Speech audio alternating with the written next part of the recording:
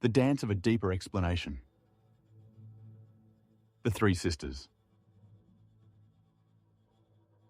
What if the biggest illusion you've ever believed is you? And what if that illusion is propped up like a rickety three-legged stool by constant craving, a denial of impermanence, and your obsession with you? Meet the Three Sisters. The three insights of realization. The pervasiveness of attachments. The inevitability of change. And the illusion of a CEO self. Together, these three insights, these sisters, reflect the dance of suffering. But here's the twist. They also represent the keys to freedom. And we call them sisters because they are essentially inseparable.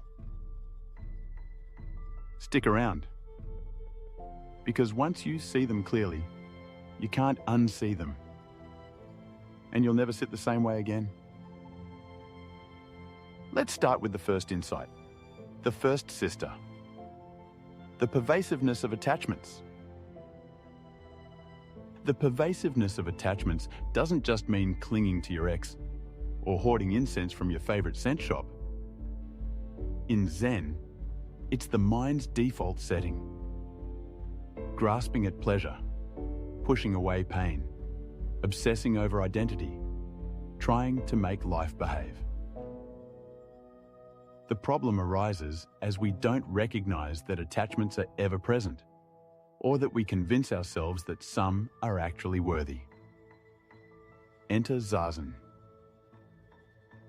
It shines a light on them. You sit still, and suddenly you realize your thoughts are little comfort-chasing gremlins. Your emotions beg for stability. One attachment after the next, until there's not. On to the second insight, the second sister, the inevitability of change.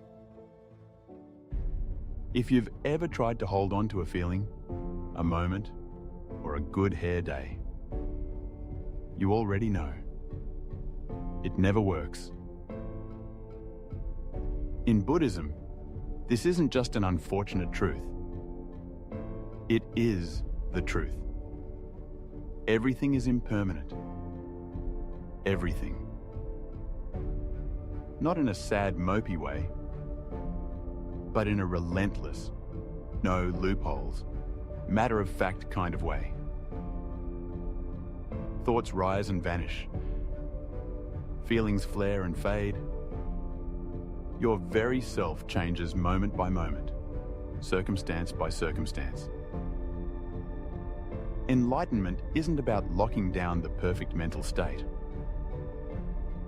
It's realizing there's no such thing. No finish line. Just breath. After breath. After breath. With each one anew.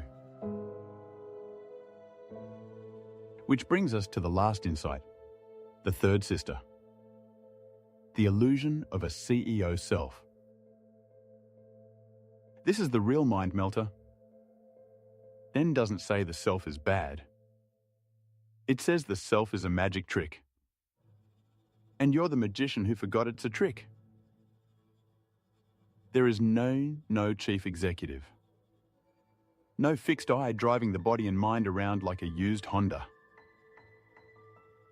You're a swirl of sensations, memories, perceptions, habits. A committee with no chairperson. The you who's trying to get enlightened is the same phantom that makes you feel separate in the first place.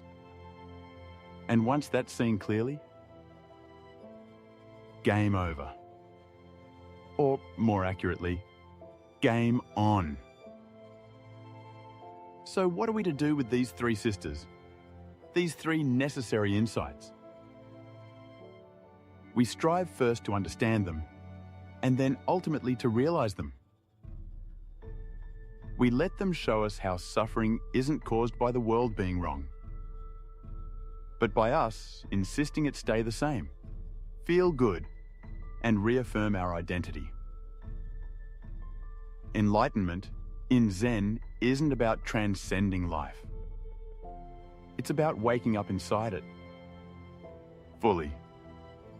No filters, handles, just this. The Three Sisters. The reality of the three inseparable insights necessary for enlightenment are your teachers. And the lesson? Let go. Change is coming, and you aren't who you think you are.